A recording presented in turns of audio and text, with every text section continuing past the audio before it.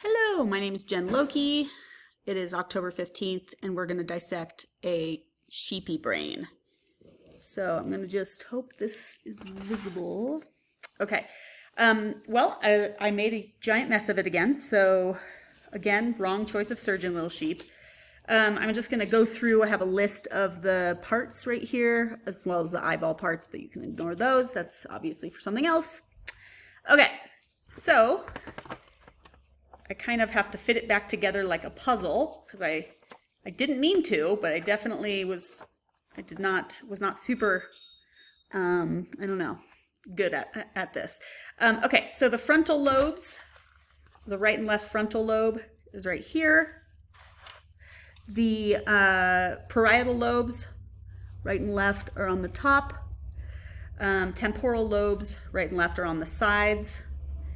And the occipital lobe is this back or posterior portion.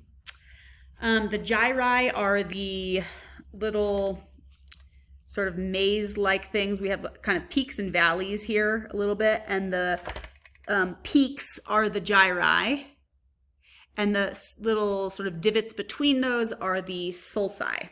So sulci is right here, and gyri is right there. Okay, longitudinal fissure is what I cut between the hemispheres of the cerebral cortex. Lateral fissure, I assume that's the same thing as the transverse fissure, which is the line that separates the cerebellum from the cerebral cortex, which doesn't exist anymore, again, because it's very raggedy, but it did. So let's see, corpus callosum. Okay, so the corpus callosum is this very white layer under here. And then underneath that, the thalamus. This computer keeps going to sleep. Okay, so the thalamus. And then underneath that, the hypothalamus. Perhaps easier to see under this one. So here's the thalamus, and then the hypothalamus is below it. Okay, midbrain, that is all of these subcortex structures, well, not all of them, but this portion right here. The medulla oblongata is what really got kind of butchered. So that is the portion, the brainstem, that gives way to the spinal cord. But the spinal cord wasn't really on here. It was a little bit butchered to begin with, probably from the actual butchering of the animal. So the medulla oblongata is this part. And then it would give rise to the spinal cord going this way. Cerebral cortex, this is this big part right here with the two hemispheres. Like I said, the cerebellum is this portion here that I cut into two parts.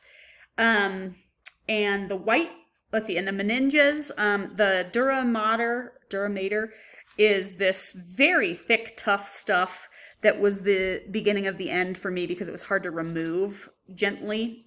So that is one of the outermost meninge layer.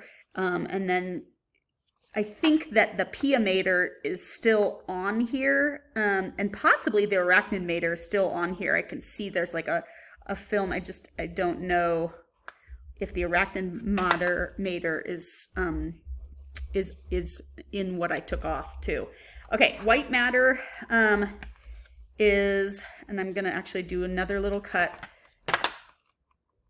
The difference between the white and the gray matter. The gray is around the outside, and the white is in the middle a little bit, sort of almost the reverse of what it is in the spinal cord, at least in this particular section here. So white matter, all of the myelinated axons, and then the gray matter. It's the darker stuff. I think I got them all. Yay, brains. Perfect timing for Halloween.